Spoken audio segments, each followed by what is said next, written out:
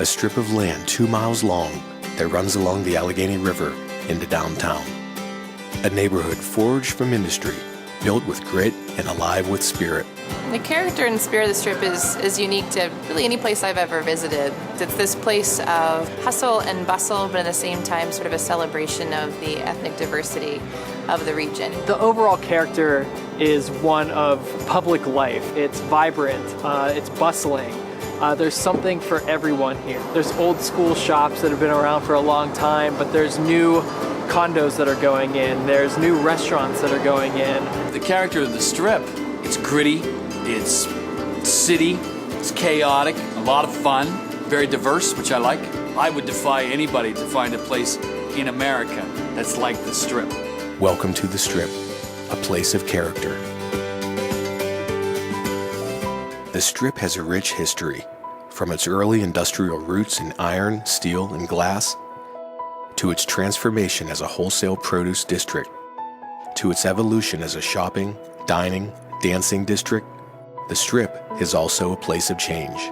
Our process took envisioned changes from multiple plans and tested and applied specific transportation improvements through modeling and a collaborative public process. The Strip is tight. So in this corridor, we actually need to have streets work together in a complete system of streets. Where and how you accommodate modes in that complete system of streets has everything to do with current and future land use. That's what we're planning for.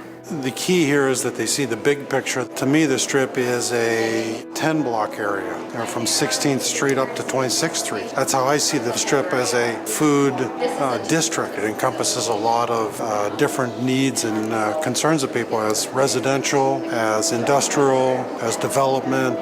The Strip is an opportunity for everything to come together. The policies that has been derived from the comprehensive plan, looking at the right-of-ways, obviously we cannot continue to expand, but then we wanted to provide equitable modes within the Strip district. I think the city is doing a very smart thing in recognizing that it's not one master plan and it's not one vision for what the Strip will be, and hoping that it grows organically, but setting up very specific projects. So making it safer to walk, safer to cycle, more accessible by new types of transit provides a lot of opportunity.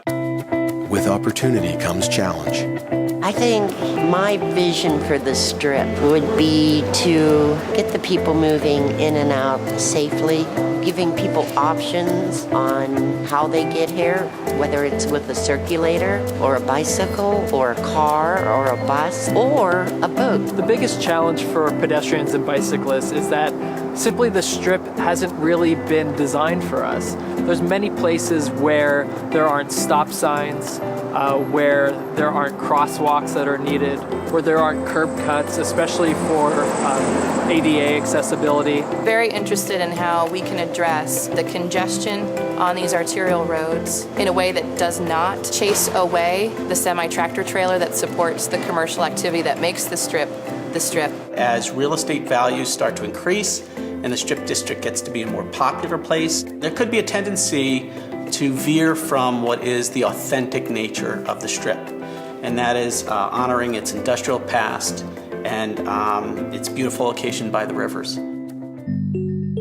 Fortunately, we had significant information from other plans and studies, but what we really needed to know was how people would respond to specific proposals for change. We invited businesses and residents to forums, stakeholder meetings, steering committee meetings, and a 6-day design charrette held right in the Strip. Our recommended transportation and land use plan is a direct result of this process. Having the community involved is great because we get to hear firsthand what they are concerned about, what will work, what will not work, which sometimes even traffic studies cannot identify those problems.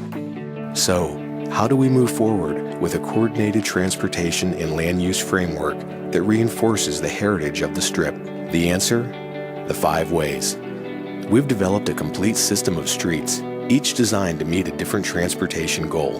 The Thruway, Liberty Avenue, the Pedestrian Way, Penn Avenue, the Transit Way, SMALLMAN Street, the Cycleway, Railroad Street, and the Greenway, the Riverfront Trail. Liberty Avenue is a high-volume through route connecting downtown with Lawrenceville and beyond. High speeds, narrow lanes, a cluttered streetscape, conflicts with buses, and lacking pedestrian amenities all lead to the high number of crashes on this road. Our plan recommends that Liberty Avenue be reduced to 3 lanes, with 2 outbound lanes and 1 inbound lane, providing fewer but wider lanes to improve traffic flow and safety. We must rely on the adjacent streets for pedestrian, transit, and cycling opportunities. No matter how you arrive on the Strip, you're going to be a pedestrian at one point in time or another. Our process confirmed that the major focus for pedestrian activity is along Penn Avenue. But what we also found is there's a lot of parking and other access, be it for wholesale or retail, that is actually part of that pedestrian environment that creates that unique shopping experience that draws people from all over the place. In a complete system of streets, though, we acknowledge that there's limited options on Penn Avenue for enhanced cycling, enhanced transit, but we're not out of options. What we heard is pedestrian first. The biggest thing that people want to see in the Strip District is safety improvements, slowing down the traffic, and putting safe pedestrian crosswalks, lights where they're needed, sidewalks on almost every block. The streetcar is the exciting new signature transit service for the Strip. It's centered on SMALLMAN Street, which is the central spine of the Strip.